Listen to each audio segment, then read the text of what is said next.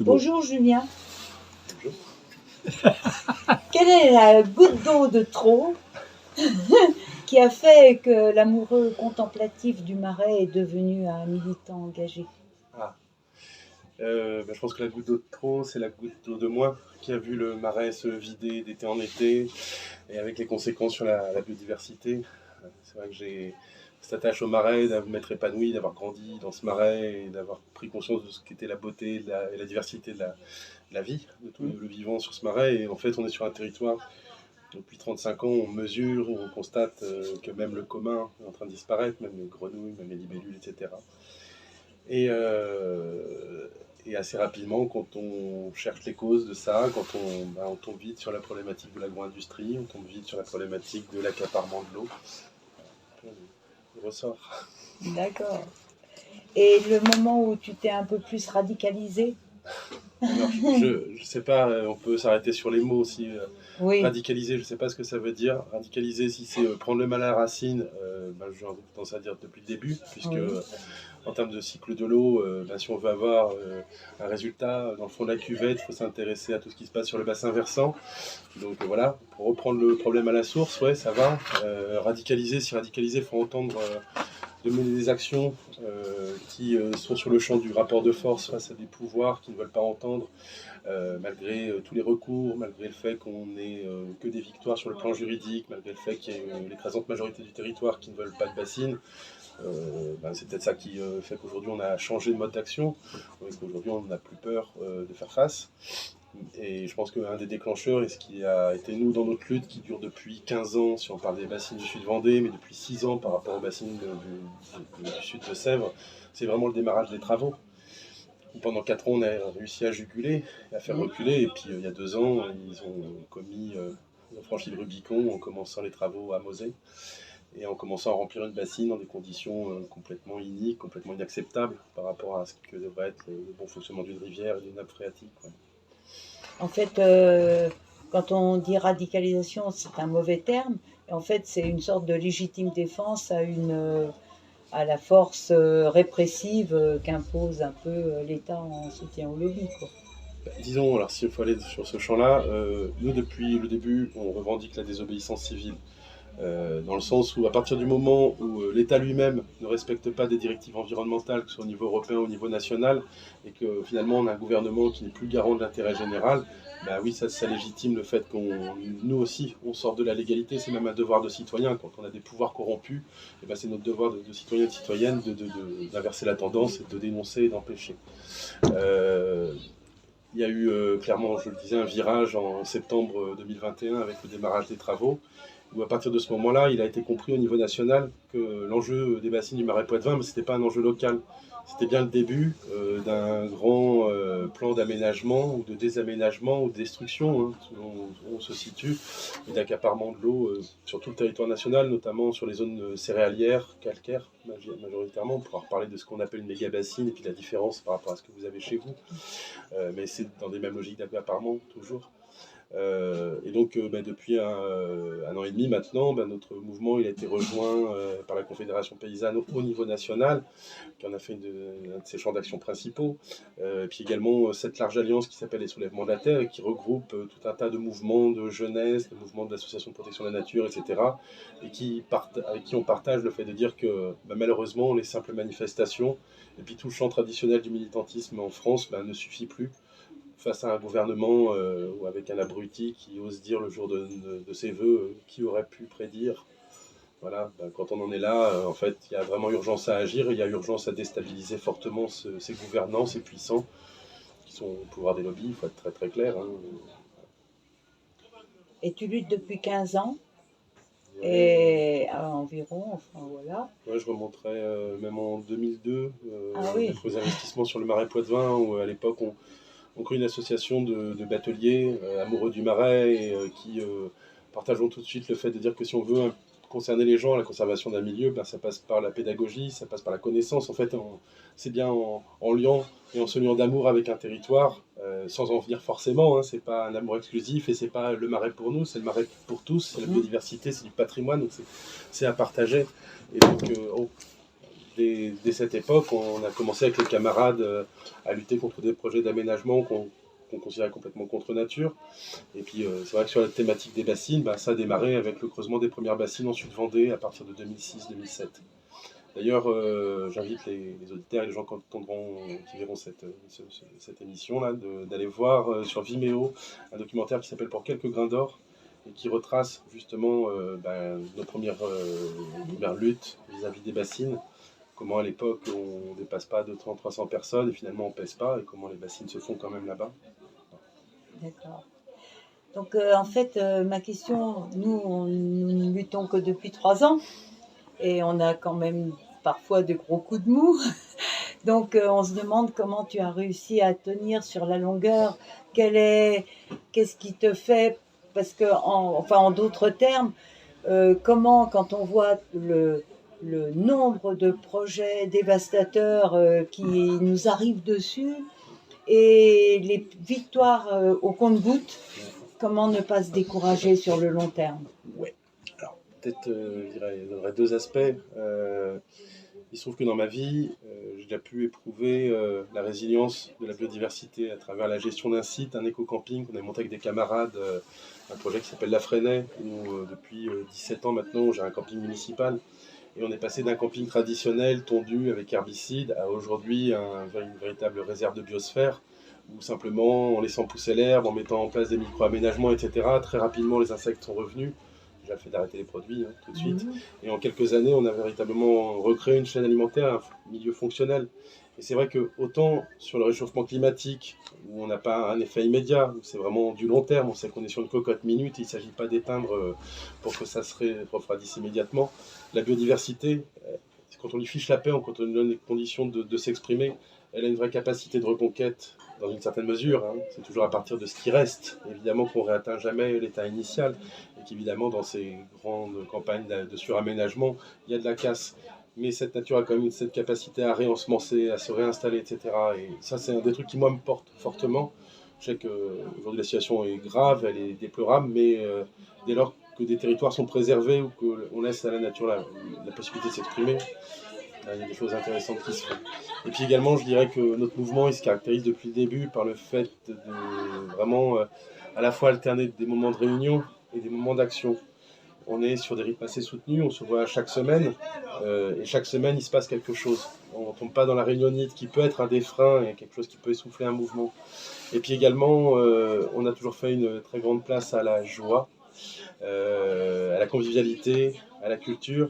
Et ce qui fait que depuis la première manif, le 11 novembre 2017, il y a toujours eu des concerts après les manifs, il y a toujours eu des fanfares dans les manifs, et on fête nos victoires, et on reste ensemble quand on perd. Et c'est peut-être cette dimension super-humaine qui fait que ça tient, et que si la lutte elle est dure, elle est éprouvante, elle prend beaucoup, elle donne aussi énormément. Et c'est vrai que depuis 2 ans, je ne fais plus que ça. J'ai arrêté de travailler pour me consacrer pleinement à la lutte. Et puis j'ai perdu pas mal de plumes en route, que ce soit sur le plan professionnel, familial, etc. Mais à côté de ça, il y a tellement d'énergie, et notre mouvement en bénéficie, et vous l'avez senti vous aussi, quand il y a des camarades qui viennent de loin et qui... qu'est-ce que ça donne? On se sent très redevable, et on se sent même l'obligation de gagner. Voilà. C'est sûr, parce que par exemple, en juin 2022, malgré tous les contrôles de police, le déploiement surréaliste des forces de l'ordre, quand on vous a vu arriver, Basine, non merci, toi, tu as pris la parole, nous on avait les larmes aux yeux, parce qu'on s'est dit, oh, ils sont venus si loin, ils ont franchi tous les contrôles et ils sont là. Et du coup, nous, on se disait, on est obligé de leur rendre l'appareil et puis de faire pareil pour les autres. Et c'est vrai que, et nous aussi, c'est vrai que le mouvement humain a une énorme importance. On est devenus quasi vraiment des amis, on est solidaires, voilà. Donc on est content parce que tu dis à peu près ce qu'on pressent. Enfin, ce qui nous semble devoir nous faire tenir, si on doit tenir longtemps. Donc, merci de cette observation. Je crois que ces luttes, elles nous mettent en mouvement de manière générale. Et c'est vrai que de la même manière que nous, on reçoit beaucoup, notamment des camarades de Notre-Dame-des-Landes qui sont pas très loin, mais qui eux-mêmes se sentent tellement redevables de toutes ces... Ça, c'est des belles énergies, quoi. Oui. Et c'est des très belles alliances. Et vous nous avez déjà rendu l'appareil, puisque lors de la dernière manif, vous êtes venu nous annoncer votre première victoire. Et je peux te dire que quand les camarades sont montés sur scène pour l'annoncer, mais ça a donné une énergie et ça a Oui. galvanisé tout le monde. Donc c'est voilà. Échange de bons procédés. De beaux procédés. Et c'est vrai que dans le film Julien, le marais et la libellule, c'est un mouvement très émouvant quand on voit tout d'un coup les tracteurs de Notre-Dame-des-Landes qui arrivent pour vous aider. On a envie de pleurer, quoi. J'en ai Vraiment, pleuré. ouais, c'est vraiment émouvant. Ouais. Et moi, je trouve que cette solidarité, c'est absolument fantastique. Et ça nous fait un cadeau à chacun immense, quoi. Ouais. C'est pas mesurable. Voilà. Alors peut-être qu'on laisse des plumes d'argent, d'énergie, de tout, mais on a en échange des choses qui vraiment nous, je dirais, nous remontent, enfin nous surélèvent. Voilà. Moi, je dis souvent, nous fait nous sentir vivants. Oui. On est debout face à cette barbarie, et on résiste et on est vivant. Oui, exactement, oui. Vivant, heureux. Voilà. Et puis, t'es pas sans savoir qu'il y a une omerta qui s'installe partout où les gens luttent, c'est-à-dire que les porteurs de projets imposent une pression, du harcèlement, des menaces aux gens, et pas mal de gens ont peur de parler, ont peur de... Voilà. Est-ce que tu aurais un conseil à nous donner pour les aider à parler en se sentant plus en sécurité ? Franchement, on n'a pas de formule magique.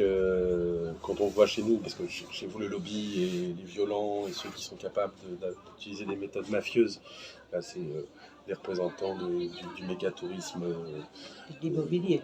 Ouais.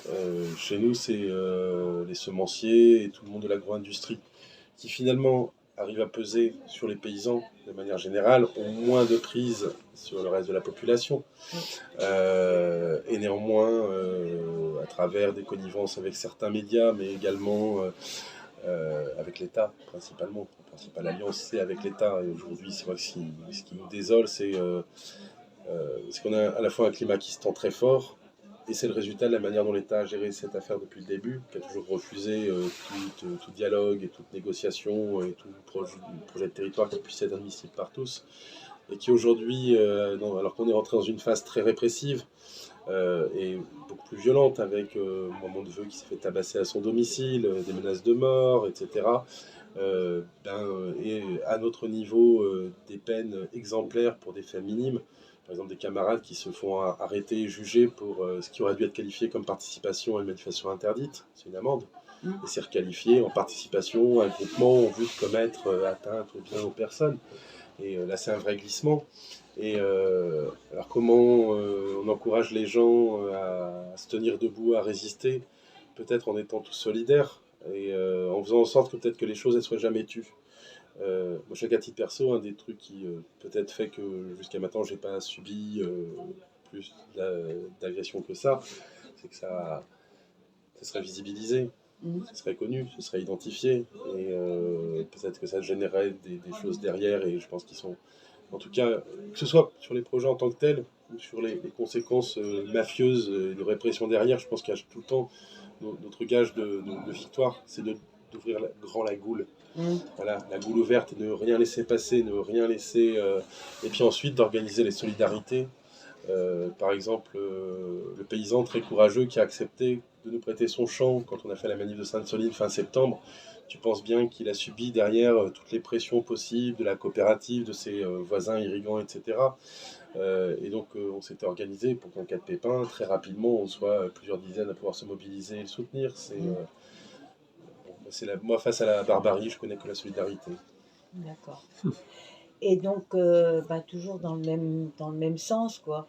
Maintenant, les forces répressives de l'État en soutien au lobby sont de plus, c'est ce que tu viens de dire, des peines de prison démesurées, voilà. Du matériel de surveillance posé sous ta voiture, enfin, etc.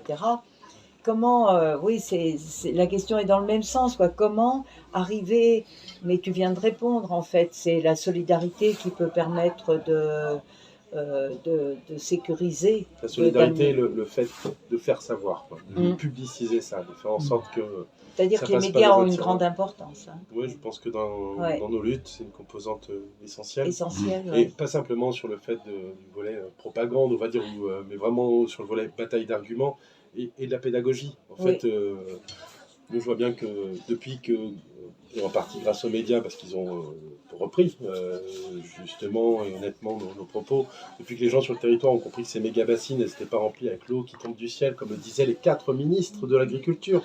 Et c'est ça qui est rageant, quand on a des ministres d'État qui mentent de manière, enfin voilà, éhontée, donc, mais enfin, c'est juste insupportable. Et clairement, nous, depuis que les gens ont compris ce qu'étaient les méga-bassines, leur dimension et la manière dont elles étaient remplies, il faut bien le dire, pomper dans une nappe phréatique, c'est s'en prendre à l'eau potable, c'est s'en prendre à la recharge des rivières et des nappes et des zones humides qui devraient se faire tout au long de l'année, grâce à ces fameuses nappes. C'est insupportable et aujourd'hui, les gens n'acceptent plus chez nous. Mais nous, on a un peu le même sentiment. On a vraiment l'impression. D'ailleurs, nous, on a bénéficié d'une médiatisation dont on n'aurait même pas pu rêver, quoi.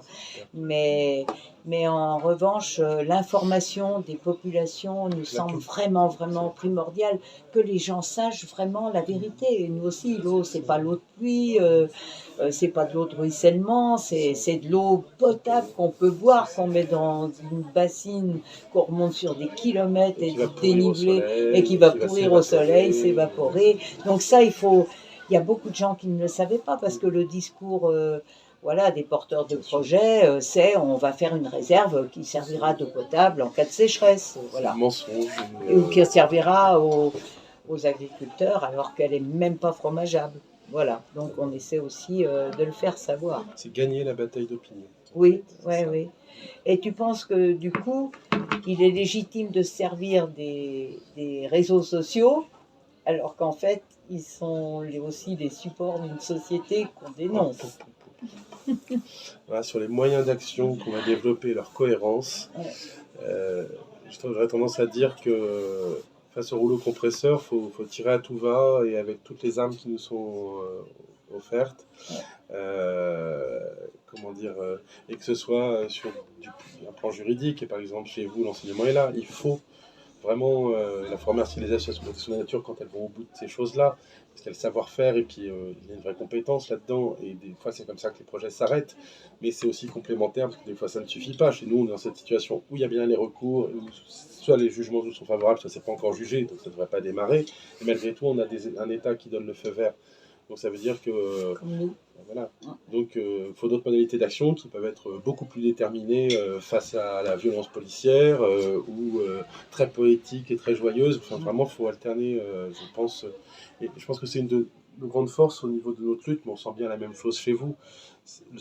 L'eau, c'est vraiment une cause qui allie très largement et qui fait dépasser les carcans des différentes organisations. Et nous, depuis le début, dans l'Alliance, il y a des syndicats, il y a des partis, il y a des associations de protection de la nature, il y a des anarchistes, il y a des antifascistes, et tous ces gens qui peuvent parfois, par histoire et par relations interpersonnelles ou même des vrais clivages idéologiques, sont capables d'atténuer ces différences et voire même de comprendre la manière d'agir de l'autre alors qu'elle n'est pas sa propre culture. Et ça, c'est fondamental. Pour moi, c'est une des très belles réussites de notre lutte. Et est-ce que toi aussi, tu as l'impression que quand même, il faut, pour que les gens appréhendent une lutte, un peu de poésie, de beauté, Bien sûr. Voilà, de légèreté, je dirais, de gaieté. Ouais, de contre-pied aussi. Oui. Je pense que je pense que ces puissants et ces lobbies, ces porteurs de projets, ils ont un vrai problème avec leur image. C'est peut-être ce qu'ils ont de plus précieux.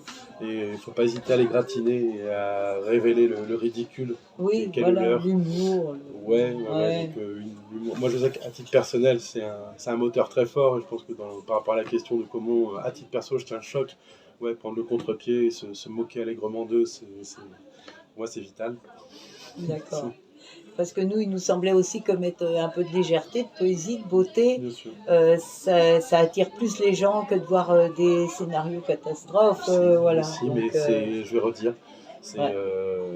c'est l'ensemble Oui, de l'attirail qu'il faut déployer. exactement. Ouais. Et si on Mais pouvait ne gagner qu'avec des drapeaux et des cerfs-volants, ce serait merveilleux, mais parfois ce n'est pas ah suffisant. ben c'est certain. Mais moi c'était juste pour dire qu'il faut pas oublier ce pan. Voilà, Il ne faut pas oublier voilà. ceux pour qui on lutte là-dedans aussi, la place des enfants dans nos cortèges, la place des enfants dans nos manifs. Ouais. Ouais. Et on avait juste une dernière question. Pour toi, ce serait quoi un vrai progrès? Alors si on est sur le champ de l'eau, puisque c'est ce qui là, nous unit, c'est que les instances de l'eau aujourd'hui soient déparasitées du lobby FNSEA et que la gouvernance, elle soit une vraie gouvernance élargie, citoyenne, plurielle. Et donc, on invite tous les citoyens à regarder qui concrètement aujourd'hui opère les différents mandats de l'eau, que ce soit au syndicat d'eau potable ou dans tout ce qui est syndicat de rivière, gestion des rivières, GEMAPI, la compétence GEMAPI, ou au niveau de l'agence de l'eau. Et quand on regarde un peu le profil des gens qui arrivent à s'infiltrer là-dedans, on s'aperçoit que, et certainement que chez vous, les tenants de l'agro-business, du business, du tout ski, savent aussi placer leurs pions. Ça c'est un des éléments, puis un gros progrès, et puis en fait c'est juste vital, c'est juste une victoire qu'il va falloir tenir collectivement, je pense que c'est les 3 ans qui viennent, c'est la sortie des pesticides.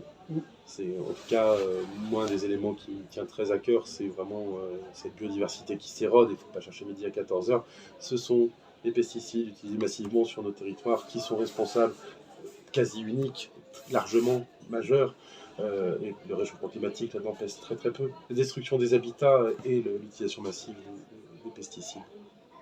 Ben, merci beaucoup. Et Merci puis à on vous. est vraiment heureux de lutter un peu à vos côtés, bien que nous on n'est que des bassinettes. On n'est que des bassinettes par rapport à vos méga bassines, des dés à coudre avec nos 148 000 mètres cubes. Ouais, bah ça commence à faire des beaux dés à coudre. Hein. Voilà. Ces 148 000 mètres cubes, si tu les convertis par exemple en eau vitale par habitant, c'est 10 mètres cubes par an, c'est 30 litres d'eau potable accessible par an. 148 000 mètres cubes, c'est l'eau de 15 000 personnes, c'est l'eau vitale de 15 000 personnes. Donc Tout à fait. c'est pas une bassinette, c'est un enjeu majeur. Oui, mais c'est quand même par rapport à vous. Ah oui, c'est Voilà. un autre délire. Voilà. Ben, merci Et beaucoup. bah, Saran. Non, bah, ça